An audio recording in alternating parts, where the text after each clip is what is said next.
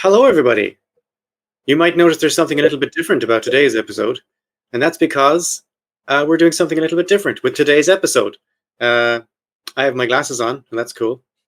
What we're doing is called the Founding Feckheads. So, welcome to our Founding Feckheads, our inaugural episode. Yes. In each episode of this thing, we are going to discuss a founding father and how they are actually terrible. That's what we're going to do. This whole thing was Seamus's idea. It's a good idea, and I like it. Thank you. We are Barry and Seamus, and you, of course, know us from The Jib. Yes. But that's not. We're not here to discuss where you know us from. We're here to talk about a founding Feckhead, aren't we? I'll just wait till you take a drink before I throw over to you, yeah? Yeah, thank you. I appreciate that. Okay, no problem, yeah. Yeah. We're going to talk today about we're just going to start at the beginning, right? Yes. So, number uno, big enchilada, the head honcho. The big tuno. Yeah, Christopher Columbus. First man to find America, wasn't it? We could do Christopher Columbus. There's a lot to say on that. Actually, I think a lot of people are already in tune to that. But if not, anyways, we're talking about George. People know that Christopher Columbus was a pick, I think. Yeah, I think they know. Anyways, this is hopefully you will learn something from this, or here's something that you haven't heard before, right? Like the other thing we do, the Jib. Yeah, we're not going to be praising these people. Okay, there's things to praise about them, sure. That's not our podcast. Nope. You get that on Wikipedia. Exactly. So today we're going to talk about George Washington. George Washington, yes. And, we always hear about the cherry tree and never told a lie and all that. Yes. They never talk about how he used to whip his slaves and stuff. So we're going to start there. Slavery. So when George turned 11. Oh, you're just going to straight into slavery. Okay. Yeah, why not? Sure. Why not? Okay. Yep. That's the first thing we're going to talk about. So slavery, straight in there. Okay. Yeah, why not? We don't want to warm up a bit with he started at a young age, so might as well do it, right? Oh, 11 years old, right? So his father kicked the bucket, as one does back then. George inherited 280 acres of family farm. Not too bad, right? And his dad threw in 10 people for him. To be what? Part of the inheritance. 280 acres and 10 people to own. Okay. Your dad didn't. It's not like he didn't inherit 10 people. Well, my dad's not dead yet. Well, his dad died. They didn't. Any minute now. And I'll find out. I will find out what he left me, I guess, at some point. But won't be people. That's probably what you're saying. Well, if it is people, that won't be a legally enforceable document, which is the main thing. True. So as George grew older, he seemed to enjoy the idea of owning folks. And he got some more. Yep. In 1875 alone, he bought 4 men, 2 children, and a child. Then he hooked up. Then he hooked up with some chick named Martha, who's not a good person. They marry. She likes owning people too, even more than George. She brings 84 slaves to the marriage. 84. Yeah. So she didn't. 10 people is looking a little bit halfpenny place now, right? Wasn't just the milkshake she was bringing to the yard. She bringing some other shit. Okay. My milkshake brings all the slaves to the yard. Yeah. Apparently, over the next few years, Washington buys 40 more. Not only is he big on having a bunch of slaves, he's kind of a dick to them. There are 7 accounts of his neighbors and other people describing his treatment of slaves as barbarous and cruel. Nowadays, if you tried to buy a child, people wouldn't like it. Yeah. They certainly wouldn't make you the president. Well, anyways. Trump has never tried to buy a child. That we know of. I don't know. 1700s, slave time, owning times, and your neighbor's like, hey, dude, maybe ease up on the slaves, on treating them bad. Other slave owners are saying this to him. Yeah. It's like, what the fuck, man? Come on. So it's like Keith Richards saying, "Calm down on the drugs, man." Yeah, just back off, bro. Come on. Yeah. In 1786, George wrote that he wanted to abolish slavery. Oh, that's okay. Quote: I hope it will not be conceived from these observations that it is my wish to hold the unhappy people who are the subject of this letter in slavery. Yeah. Okay. I can only say that there is not a man living who wishes more sincerely than I to see a plan adopted for abolition of it. I can think of 84 men who probably wanted more sincerely than. Yeah, probably. So, now let's talk about the time that Washington ended slavery. Wait. I'm being told that he didn't do that. Nope. I'm sure he did some swift action owning slavery. No, he did not. He did not do any of that. No, it doesn't look like it. Are you sure about that? Yeah, actually, it seems like he liked writing letters or something, then not doing anything about it. Like a politician. Well, no, he wasn't really a politician. He was a general, wasn't he, in the army? Yeah. But then he became a politician. But then he became or politics, military, kind of. Sometimes you say it's the same thing. So he stated it saying, "There's no man more sincerely wants to end slavery than I do." But he didn't. As president, he could have just passed an executive order or something, couldn't he? Nope. He could have. What do you mean, no? But, I'm sure he could have. We discussed the limits of presidential privilege later in the podcast. Yeah, all foreshadowing. Okay. Oh yeah, but I bet he freed the slave. No. Did he free any of them? Did he free one guy? It looks like when he moved to the presidential home, him and Martha brought their slaves to Mount Vernon, separating them from their families. The famous Mount Vernon. Mm-hmm. Then in 1793, Washington. Wait a minute! I have him signing something.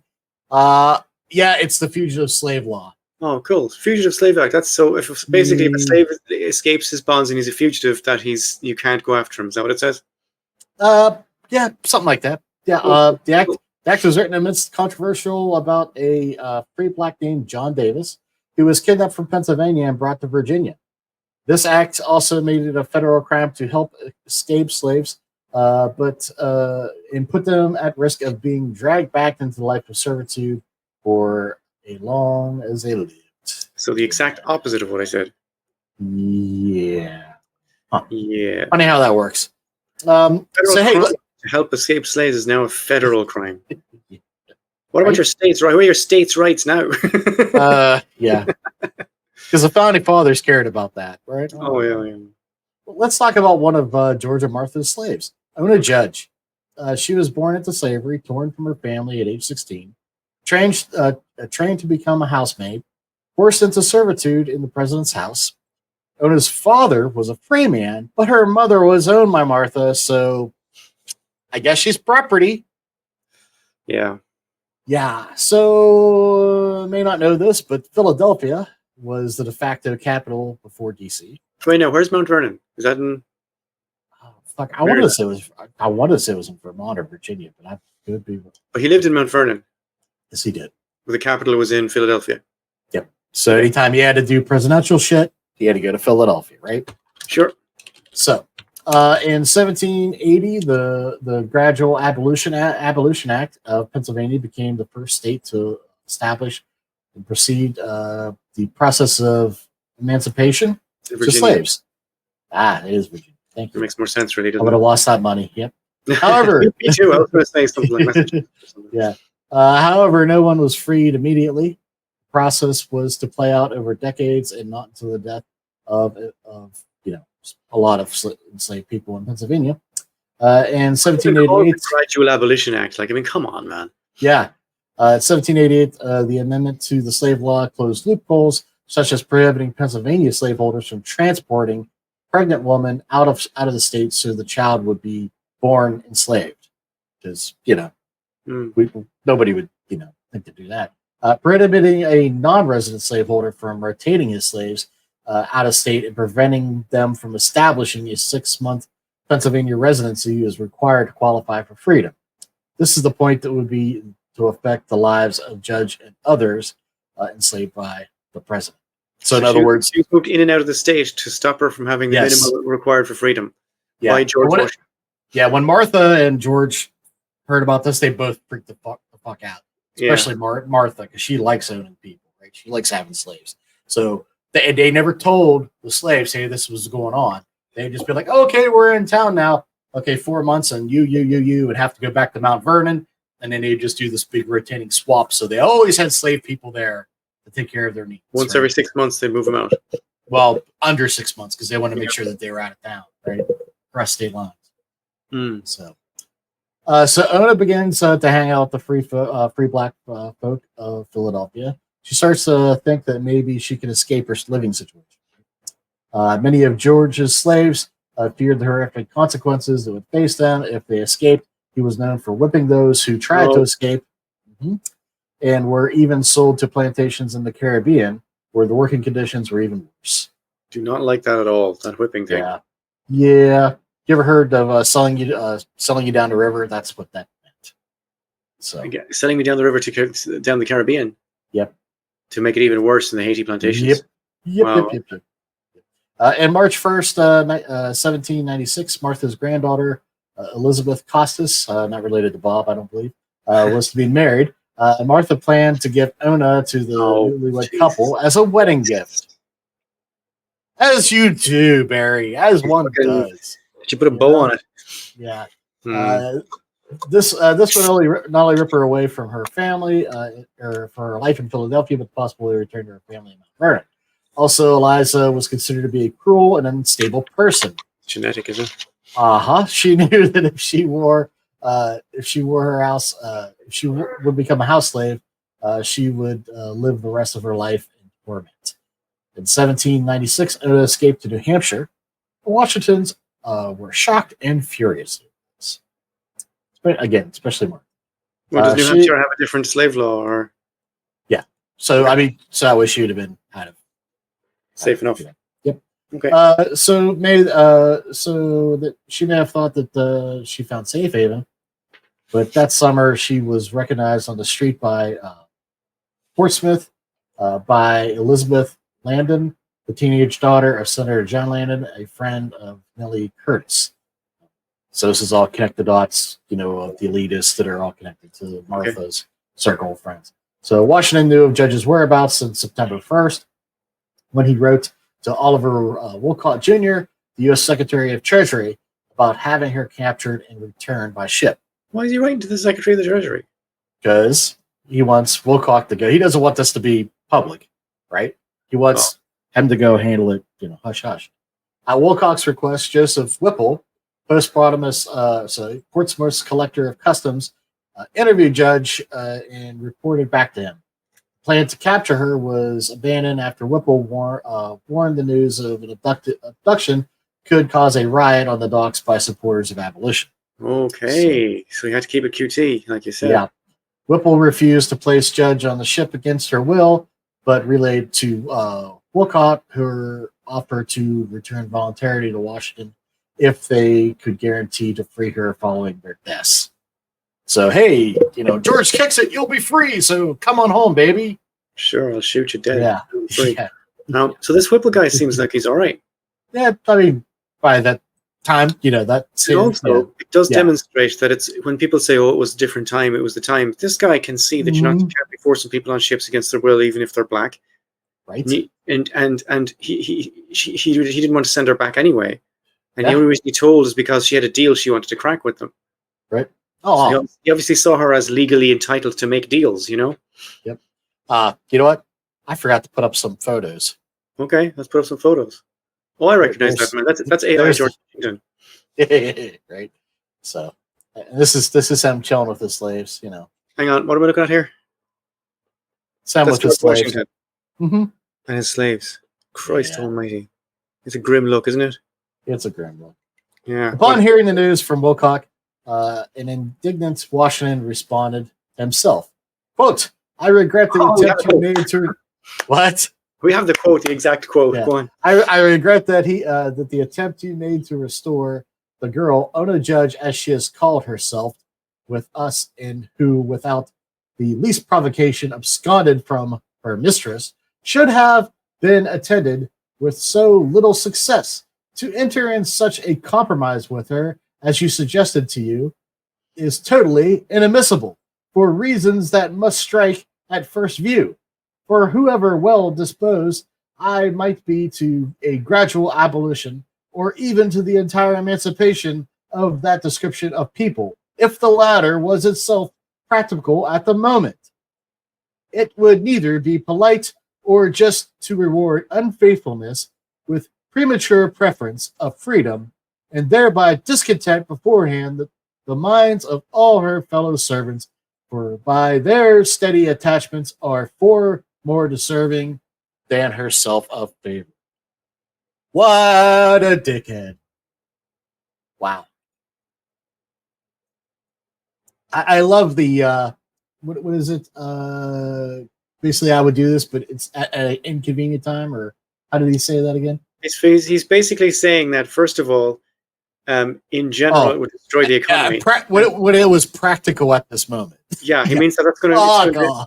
Well, he means that it's going to destroy the economy, right? Exactly. And secondly, he said you can't bring back one slave with special conditions that she's freed upon my death, because then they'll all want it. Exactly. So give it to them all, you prick. Yeah. What a douche. Washington could have used the federal courts to recover Judge via the Fugitive Slave Act, but any court case would have been part of public record, as kind of talked about a minute, and unattracted attention. Wouldn't want that. August 1799, he wrote to his nephew, Burrell Bassett Jr., requesting help capturing Judge. Bassett traveled to New Hampshire in September and tried to convince her to retire. By this point, she was married to a seaman named Jack Staines. Seaman Staines. Right? Yeah, that's just okay. Come on, right? Who was out to sea at the time, and she was a mother of an infant. Go with that. Okay. Yep. Bassett met with her, but she refused to return to Virginia. Oh shit, she refused. Mm-hmm. Bassett was Senator Landon's house guest that night, and over dinner, he revealed his plan to kidnap her. This time, Landon helped Ona by secretly sending word to her to immediately go into hiding. Bassett returned to Virginia without her. Following Washington's death, the now Ona Judge Staines probably felt secure in New Hampshire, as no one else in her family was likely to mount an effort, as in Washington's family, go after her, right? Legally, she and her children remained fugitives until their death because they're kids of a slave. Her daughter preceded her by death more than a decade. Is not what happened to her son. Ona Judge Staines died in Greenland, New Hampshire on February 25th, 1848. 1848. What was that in Europe? That was the year of revolutions. Yes, it was. At the time of his death, Washington owned 123 slaves. In Washington's will, he did grant their freedom. Hey. Eventually. The ownership passed to Martha after his death. While Martha chose to free one of them, William Lee, the others remained in bondage. Ooh. Which you may not be surprised to hear they did not appreciate. They knew of Washington's promise to free them and now saw it as, an empty gesture. Martha began to get paranoid as she claimed to hear rumors of poisoning and a fire at Mount Vernon added fuel to the already tense situation. In January 1801, Martha finally gave in and freed Georgia's slaves. Her slaves would earn their freedom upon her death. It's been rumored that Martha was surprised by her slaves being upset by this, and the cut remained in her home, living in fear of retribution from her slaves until she died. But not so much fear that she freed them. Yeah. It's not that much fear. Fuck her. That's slavery. Well, that's probably the worst we'll hear now today, is it? The worst thing he's done. Maybe not. Let's talk about how he treated indigenous people. The Indians. Yeah. In 1779, Washington launched a full-scale invasion of the Iroquois, our extensive homelands, and orders to campaign leader Major General Sullivan. He wrote, "The immediate objects are the total destruction and devastation of their settlements, and capture as many prisoners of every age, sex as possible. It will be essential to ruin their crops now in the ground and prevent their planting more. Priorities should be detached to lay waste to all settlements around the instruction to do it in the most efficient manner, that the country may not be merely overrun but destroyed." The Gaza Protocol. Yes, exactly. This led to 40 Iroquois villages razed to the ground. What's happening here? That's a mural in San Francisco that I believe it's been painted over since because they found it to be inoffensive or be offensive, rather. Sure. But you see, like, him giving the order and then them carrying out the sentence on our Okay. indigenous folk. Yeah. So, yeah. They're in black and white, the troops. Yeah, it's weird. Mm. 1790, the Seneca chief, Complanter, told President Washington. Is that an Indian guy? Yep. Okay. He told then President Washington, quote, "When your army entered the country of the Six Nations, we called you Town Destroyer. But to this day, when your name is heard, our women look behind them and turn pale, and our children, oh, sorry, I couldn't read what I wrote, cling close to the necks of their mothers." I'm not surprised. So that's like some fear and Yes, PTSD the children are shit. scooped from the road. Yeah, that's fucking, it's brutal. He's like the Cromwell of those Indians. Exactly. Mm. Exactly. Let's talk about something a little bit less grim, but still fucked good. up. The Whiskey Rebellion. Oh, you'd be on, wouldn't you? This is all your area now. Yeah. Once upon a time, we did an actual full podcast on this one on a different show. So maybe we'll do it again. Yep. Maybe we'll do this one sometime. I don't know. But anyways, here's the short version of it.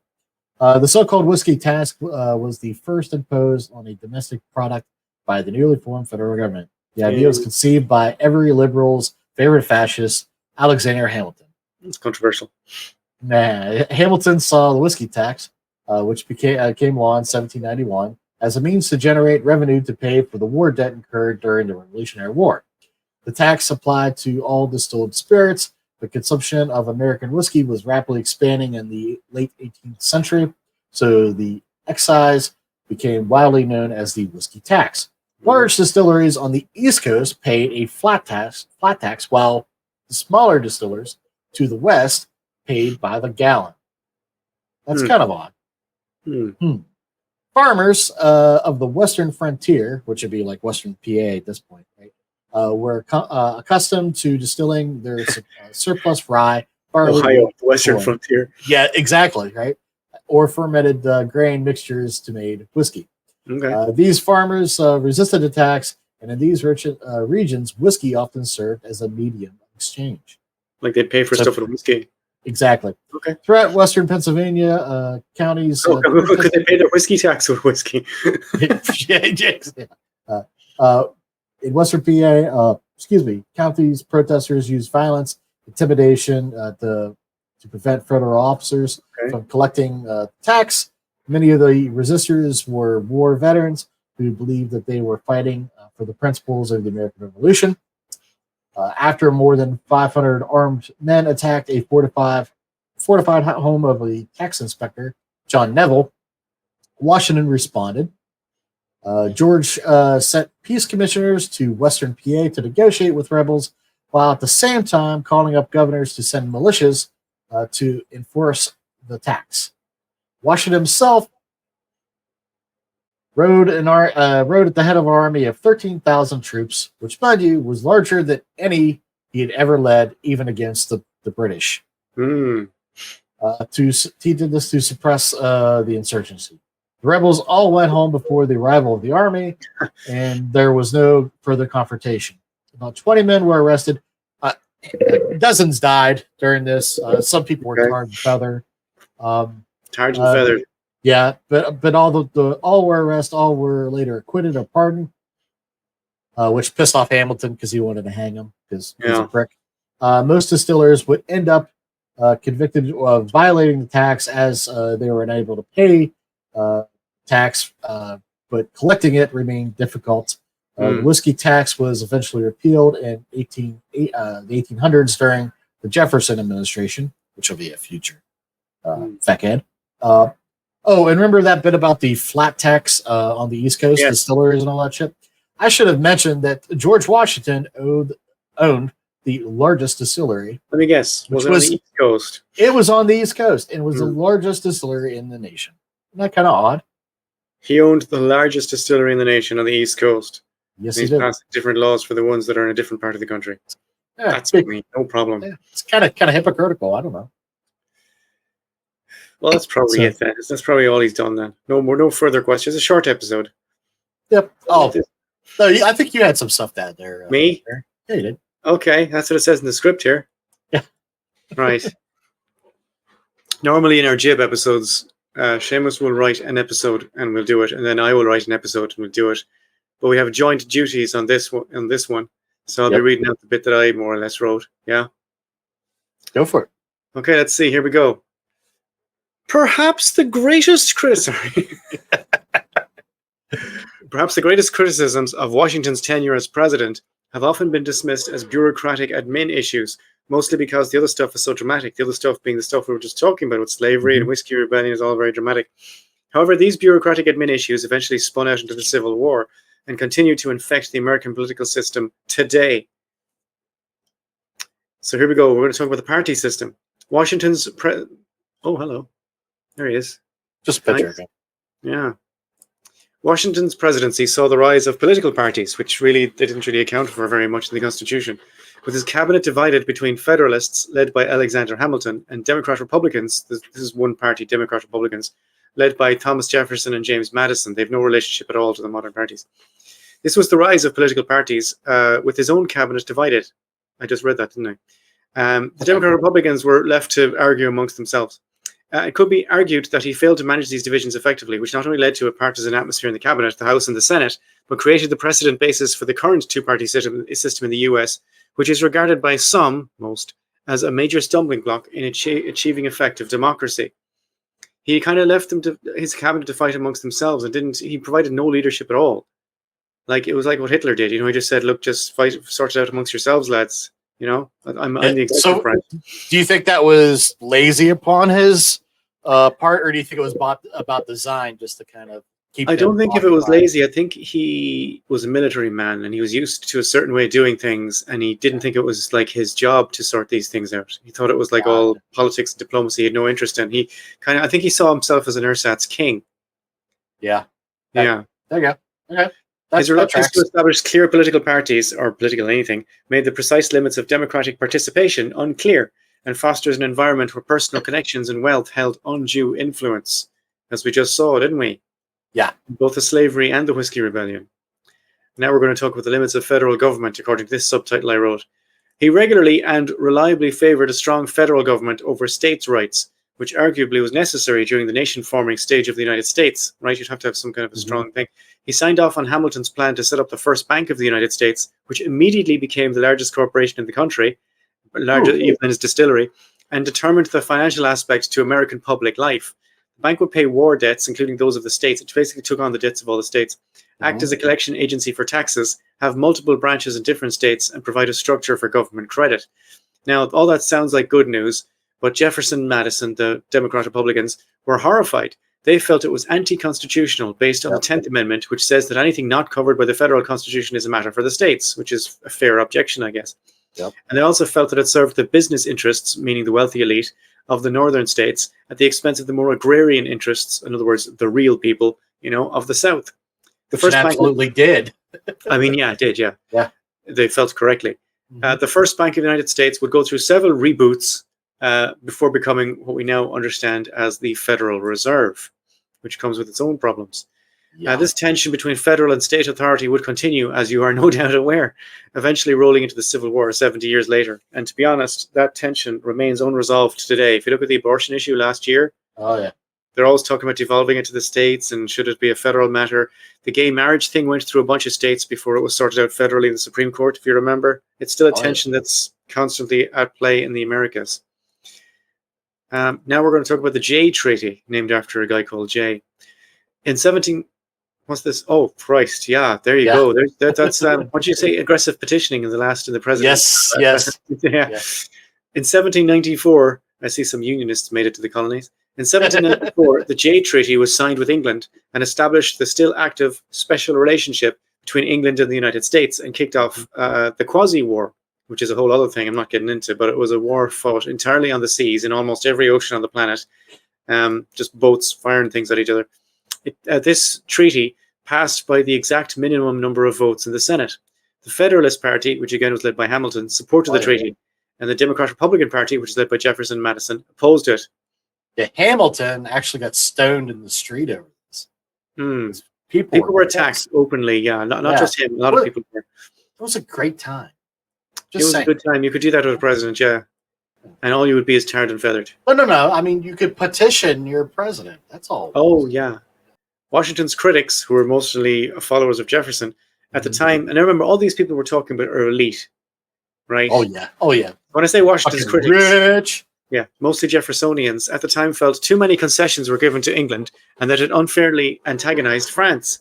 This would set up one of the central concepts setting the Federalists and the Democrat Republicans apart. The Federalists wanted the government modelled after the English minus the king thing, whereas the Democrat Republicans wanted the government modelled after the French, and the French had already dealt with their king problem.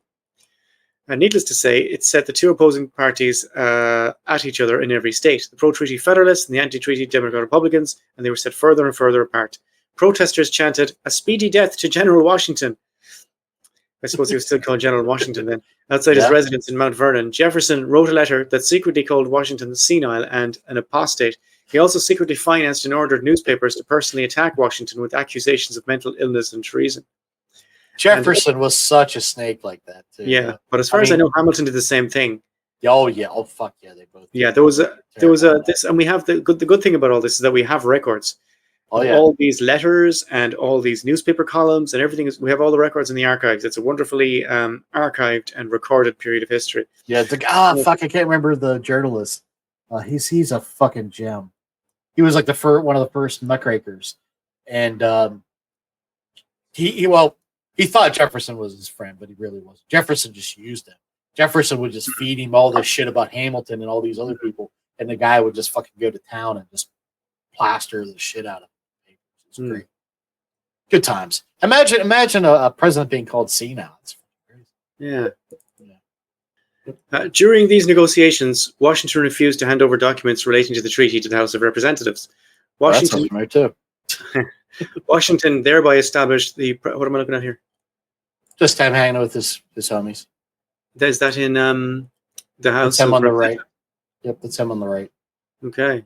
Yep. Okay. Washington thereby established the precedent of executive privilege by refusing to submit certain documents related to the Jay Treaty negotiations to the House of Reps. Critics argued that this was an overreach of presidential power. The limits of presidential privilege and the personal liability of the president over custody of sensitive documents is an ongoing concern. Yeah. Yep. All right. Also, Washington declared the U.S. neutral during the French Revolutionary War. This made literally nobody happy. The France-leaning Democrat Republicans felt it was a violation of the treaty signed in 1778. Jefferson wrote that the treaties are still binding, notwithstanding the change of government in France. The Britain-leading Federalists felt it was an inconceivably missed opportunity to support their economic interests. Madison wrote in response to Jefferson, "If a change of government is an absolution from public engagement, then what becomes of public debt, etc.," which is a very valid. Yeah. Again, a precedent was set whereby the president was constitutionally empowered to take executive decisions that no one asked for and had zero support for in Congress or indeed the Gen Pop. Right? But that's not relevant today. And I know you have a conclusion there. If I can just hop over here. Yep. Okay, I'm going to read out some more things and then the conclusion, okay? Yep. Okay. John Adams said in 1985, "I glory in the character of Washington because I know him to be an exemplification of the American character." John Adams said in 1812, "Too illiterate, unlearned, and unread for his station and reputation." Thomas Paine said in 1779, "I shall never suffer a hint of dishonor or even a deficiency of respect to you to pass unnoticed." Thomas Paine said in 1796, "You, sir, treacherous in private friendship and a hypocrite in public life. The world will be puzzled to decide whether you're an apostate or an impostor, whether you have abandoned good principles or whether you ever had any." Fuck yeah. Yeah. Fucking Thomas Paine. Paine in Bring there. it. He's bringing it. Yeah, in there like swimwear, right? Yeah. Now, will we go conclusion? Yes, please. Sure. George Washington was undoubtedly a significant figure in American history. It would be hard to deny that. It is essential to recognize that his legacy is far from unblemished.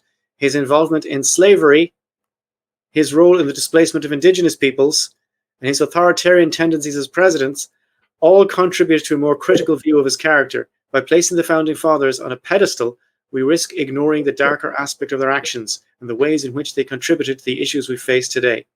So there you have it. George Washington, founding Feckhead #1. Founding Feckhead #1. And can I just say, first of all, it's a good idea to be critical of your heroes, right? Of the people, especially if they're the heroes who set up your country. And I, as you might tell from my accent, if you don't know already, I live in Ireland. I come from Ireland. Our country was pretty much set up in 1921. We have people we associate in a heroic way with that act of nation building. And what we should have done, of course, has been a lot more critical of them. Now, these days, we are allowed to be more critical of those people. And I'm talking about people like Eamon de Valera, who built the country. And that's George Washington, AI. Yeah. But it's not good. It's not good to just sort of put these people on a pedestal. It's always good to just tell the truth, you know? And I understand when you're nation building, you kind of have to have a certain amount of myths going along with it. Oh, yeah. But you also need the truth. And that's good. And I'm very glad to be a part of this sub podcast of the Jib. Easy. I prefer called the Founding Feckheads. John podcast. Sub. The what? It's a John podcast. Does this tell the Jib what to do? Is that it? Yes. I don't think so. Shame. No. It's fine, yeah. It's this sub podcast. This is a submissive podcast. No! It does what it's told, whatever the Jib says to it. On HR. All right. HR again, okay. So, well, how do you feel about that, Seamus? I'm good. I hope everybody else enjoyed this. Yeah, that's it. That's our show. Yeah, we will be doing more, especially if you guys like it. If you like it, we'll be doing more. If you don't like it, if you really hate this kind of podcast, if you don't want to hear anything more from the Feckheads, it's not going to make a difference. You will be hearing more from us. Yeah, we'll do more. But we'll go back to our normal program in 2 weeks. 2 weeks. 2 weeks. Do you know what we're expecting?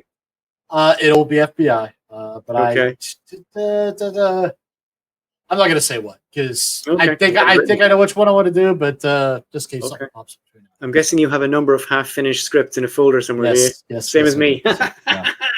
Okay. So, all righty, folks. All right. Thank you. See you 2 weeks. See you. Bye.